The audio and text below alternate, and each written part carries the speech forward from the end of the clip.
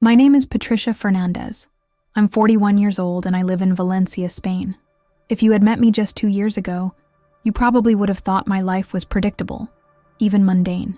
I was a social worker specializing in family services, married to a dedicated but workaholic police officer named Carlos, and mother to twin daughters, Elena and Carmen, who had just turned 8. To the outside world, my days looked structured and purposeful, filled with case meetings, home visits, court appearances, and the endless juggling act of working motherhood. Yet inside, I often found myself wrestling with questions that wouldn't leave me alone. Was I making any real difference in the lives of the families I served? Was there deeper meaning behind all the suffering I witnessed daily? What happens to us when we die? Does anyone really see the quiet desperation so many people carry? I carried these doubts privately, not daring to share them even with Carlos, who dealt with his own darkness as a homicide detective. Every morning, as I dropped the girls at school and watched their bright faces disappear into the crowd of children, I'd try to push aside the growing sense that something essential was missing from my understanding of life. But at night, when Valencia's ancient streets grew quiet and my daughters were asleep, those thoughts would return with renewed intensity. I would lie awake, listening to Carlos's steady breathing beside me, yearning for answers that seemed just beyond my reach. I never imagined that an answer, profound, transformative, and utterly unexpected, was waiting for me just around the corner. That an ordinary woman like me could have her entire existence redefined in a single moment.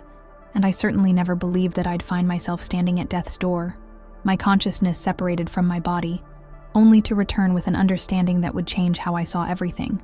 Valencia is a city where ancient history breathes through modern streets. Gothic cathedrals stand beside futuristic architecture, and the scent of orange blossoms mingles with the salt air from the Mediterranean. My life, though set in this beautiful place, had become a carefully choreographed routine that I followed almost automatically. Each morning began with the chaos of getting twin 8-year-olds ready for school, Elena's dramatic protests about her hair, Carmen's methodical organization of her backpack, both of them talking simultaneously about homework, friends, and weekend plans. Carlos would leave early for the police station, always promising we'd have dinner together, though his caseload often had other plans. At the family services office, my days were filled with heartbreaking stories. Domestic violence cases where women were afraid to leave, children caught between warring parents, elderly people abandoned by their families.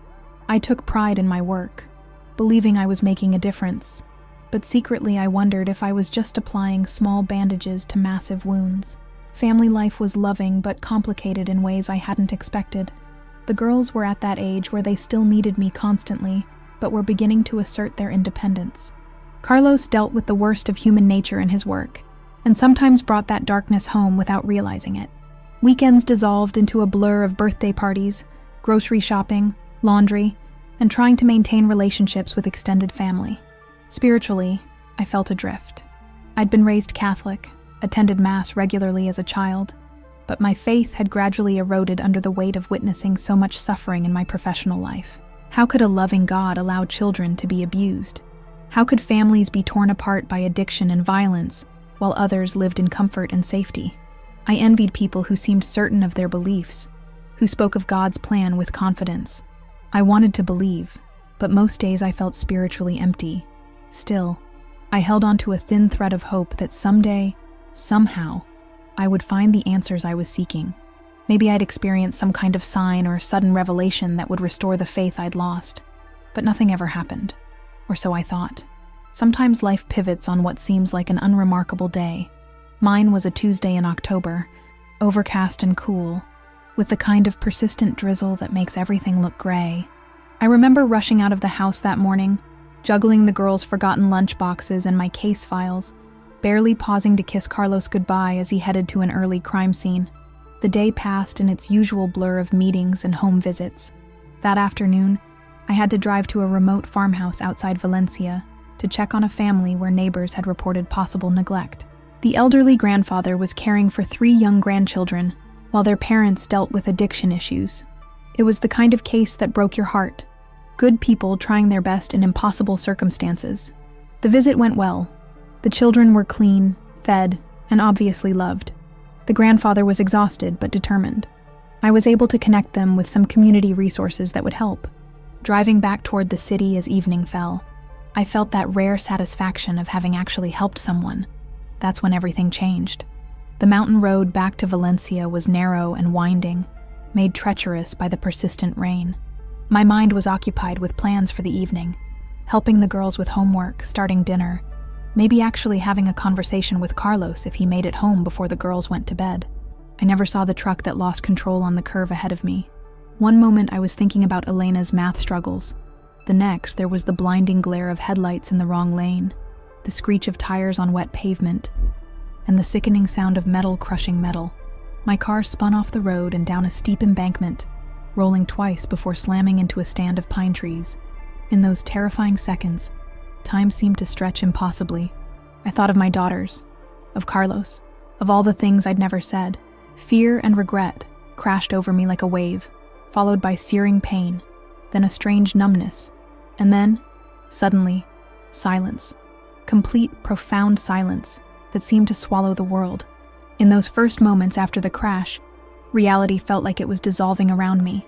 The sounds of the world, the hiss of steam from my crumpled car, the distant rumble of traffic on the road above, the rustle of wind through the pine trees, grew faint and distant, as if someone was slowly turning down the volume on life itself. My vision blurred and tunneled. The emergency lights of approaching vehicles faded into streaks of color. I became acutely aware of my body, the sharp pain in my chest, the warm trickle of blood on my forehead, my hands shaking uncontrollably. And then, paradoxically, I felt myself separating from those sensations. It's difficult to describe the exact moment when I realized I was dying. There was no dramatic revelation, no life flashing before my eyes. Instead, there was a gentle sense of release, like finally exhaling after holding your breath for too long. All the worries and responsibilities that had weighed so heavily on my heart seemed to grow distant and unimportant. As I hovered between worlds, I sensed something vast and loving approaching, not visible yet, but unmistakable in its presence. I remember thinking, is this the end? Or is this just the beginning of something I never understood? The deepest peace I'd ever known settled over me, a silence so profound that it seemed to contain all the answers I had spent my life searching for. The next sensation was unlike anything I'd ever experienced, not even in dreams. I found myself floating above the accident scene, looking down at my own body trapped in the twisted wreckage. I could see the chaos below, emergency responders working frantically, the ambulance's flashing lights painting the darkening forest in alternating red and white, my phone buzzing with what I somehow knew was Carlos trying to reach me. Yet none of it felt frightening. It was as if I was watching someone else's tragedy unfold from a great distance. Above me, the physical world seemed to dissolve into soft, living light. The pain and fear had vanished completely, replaced by a sense of absolute freedom. I could perceive everything and nothing at once. The cool mountain air, the warmth of unseen hands comforting me, the faint scent of pine needles mixed with something indescribably beautiful. As I drifted upward, I felt drawn toward a presence that radiated infinite compassion and love. The air itself seemed alive, whispering reassurance and acceptance into the core of my being. Every sorrow, regret, and worry I'd ever carried simply melted away. For the first time in my adult life, I felt completely seen and understood. Every part of me was known and accepted without judgment. Floating there, no longer bound by the limitations of my physical body, I began to understand that I was more than flesh and bone. There was something eternal within me, something that couldn't be destroyed or lost, something that had always existed and always would. As I moved higher, the world below faded into gentle silence. I found myself in what I can only describe as a tunnel, though it wasn't dark or frightening. Instead, it was filled with the most beautiful golden light I'd ever seen, light that seemed to pulse with love, understanding, and infinite acceptance. With each moment that passed, I felt layers of earthly concern being gently stripped away, the anxiety about my caseload, the guilt about not being present enough for my daughters, the frustration with Carlos's long hours, the spiritual emptiness that had plagued me for years. All of it dissolved like morning mist. I felt as if I was being prepared for something magnificent, cleansed from the inside out. And then, as the light grew even brighter, a figure began to emerge from that brilliance, His presence was both completely familiar and utterly overwhelming. Before he spoke, before I could even see his features clearly, I knew with absolute certainty that I was in the presence of Jesus. Though I'd questioned my faith for years, there was no doubt now. My soul recognized him immediately. His eyes, deep and infinitely compassionate, met mine, and in that gaze, I felt the meaning of unconditional love. He knew everything about me, every failure, every moment of doubt, every act of kindness, every selfish thought, and he loved me exactly as I was. He didn't speak with words, but understanding flowed between us like a river. In his presence, I felt the weight of true forgiveness. All the things I'd regretted, arguments with Carlos, moments of impatience with the girls, cases where I felt I'd failed families in need, years of spiritual dryness, seemed so small now when viewed through eyes of infinite grace. Around us, other presences appeared, beings of pure light that radiated kindness and peace. Together, they showed me moments from my life, not to judge, but to help me understand the ripple effects of every compassionate act, every word of encouragement, even the prayers I'd whispered in doubt. The message was unmistakable. Love is the only thing that endures. Everything else fades away. While surrounded by that eternal light, Jesus looked into my eyes with an expression of both profound love and gentle urgency. Without words, understanding flowed directly into my consciousness. Images and feelings flooded through me, scenes of the world as it exists now, filled with fear, division, isolation, and despair. I saw people everywhere longing for connection, desperate for hope, searching for meaning in a world that often seems to have lost its way. Then his voice resonated not in my ears, but in my heart. You are loved beyond measure, but my children have forgotten this truth. There is a darkness growing, not just in governments or institutions, but in hearts that have been closed by pain, anger, and indifference. My people have traded compassion for judgment, hope for cynicism, love for fear. I was shown flashes of the world's struggles, families torn apart by misunderstanding, communities divided by suspicion, individuals drowning in loneliness despite being more connected than ever before. Yet amid all this darkness, I saw something beautiful, the gentle glow of ordinary acts of kindness. A social worker like me staying late to help a family in crisis, a police officer like Carlos showing mercy instead of just enforcing law, strangers becoming friends, children being protected, hearts being healed. The message was crystal clear. No matter how great the darkness, one small light can ignite hope in others. Every choice rooted in love creates ripples that extend far beyond what we can see. Every act of compassion matters more than we realize. Go back, the voice told me. Share what you have experienced. Remind them that love is stronger than fear, that connection is more powerful than division, that hope is always possible. Tell them to love even when it's difficult, especially when it's difficult. I hesitated. The light was so beautiful, the peace so complete. The thought of returning to a world of suffering and struggle felt overwhelming. But I understood. I had been given a mission, a message that the world desperately needed to hear. My work wasn't finished. Leaving that realm of perfect love was the most difficult thing I'd ever experienced. As the presence of Jesus and the beings of light began to fade, I felt myself being pulled backward, as if falling through layers of existence. The peace I had known was replaced by the crushing weight of physical reality. Suddenly, I was aware of pain again. Sharp, insistent, unavoidable. Voices called my name. Paramedics worked over me. Bright lights shined in my eyes. I tried to speak, to tell them what I had seen, but the words wouldn't come. It felt cruel to be back in this broken, aching body after experiencing such perfect freedom. I longed for the warmth and safety of that other place, but I was surrounded by fear, confusion, and the frantic rhythm of emergency medical care. Every breath hurt. Every movement was agony, but underneath the physical pain was something new, an unshakable knowledge that I had touched something real, something eternal. Recovery was long and challenging. Weeks in the hospital, months of physical therapy, relearning how to move without constant pain. But the real challenge was invisible. How do you live in the world again when your heart has seen eternity? The questions I once had about faith and purpose were replaced by a burning sense of mission. I began to see everyone differently.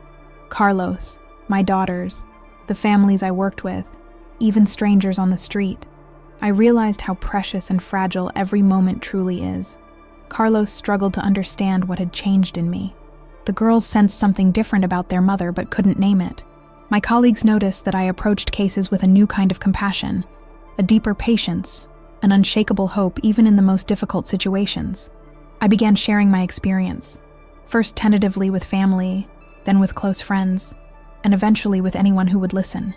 The more I spoke, the more I realized how many others were searching for hope, for meaning, for connection. My work as a social worker took on new depth. I understood now that I wasn't just helping families solve practical problems. I was participating in something sacred, helping to heal the human heart, one interaction at a time. My faith returned, not as blind belief, but as lived experience rooted in the love I had felt in that other realm. I started volunteering with grief counseling groups, reaching out to families facing crisis, speaking at churches and community centers about hope in the midst of suffering. Every day became an opportunity to share the message I had been given, that we are all loved beyond measure, that our lives have meaning, that love is always stronger than fear.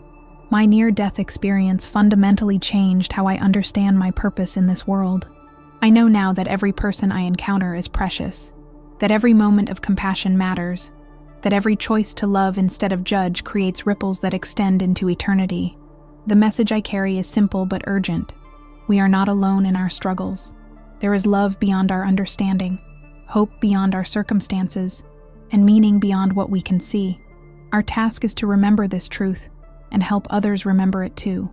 My mission is to remind anyone who will listen that you are seen, you are loved, and your life has profound significance, even when it doesn't feel that way. In a world that often seems dark and divided, we are called to be lights for each other, to choose connection over isolation, forgiveness over resentment, hope over despair. The ripple effects of love are infinite. Every small act of kindness, every moment of patience, every choice to see others as precious rather than problems. These create waves of healing that extend far beyond what we can perceive. I learned that the suffering I witness in my work as a social worker, while real and heartbreaking, is not the whole story. There is always hope for redemption, always possibility for healing, always love waiting to break through even the darkest circumstances. My experience taught me that death is not an ending but a transformation, that consciousness continues beyond the physical body, and that the love we share in this life echoes in eternity. This knowledge has removed my fear of death and replaced it with a deeper appreciation for life. Today, I live with both urgency and peace. Urgency to share love while I can, and peace knowing that love is eternal. My daughters are growing up with a mother who sees them not just as children to be managed, but as eternal souls to be cherished. Carlos and I have found new depth in our marriage as we both commit to seeing the sacred in the ordinary. Every family I work with, every case I handle, every crisis I encounter, is an opportunity to participate in the healing of the world. I approach my work now not just as a job, but as a ministry, knowing that in serving others, I am serving the love that saved me. The message I was given continues to burn within me. Remind the world that love is real, that hope is justified, and that every person carries infinite worth.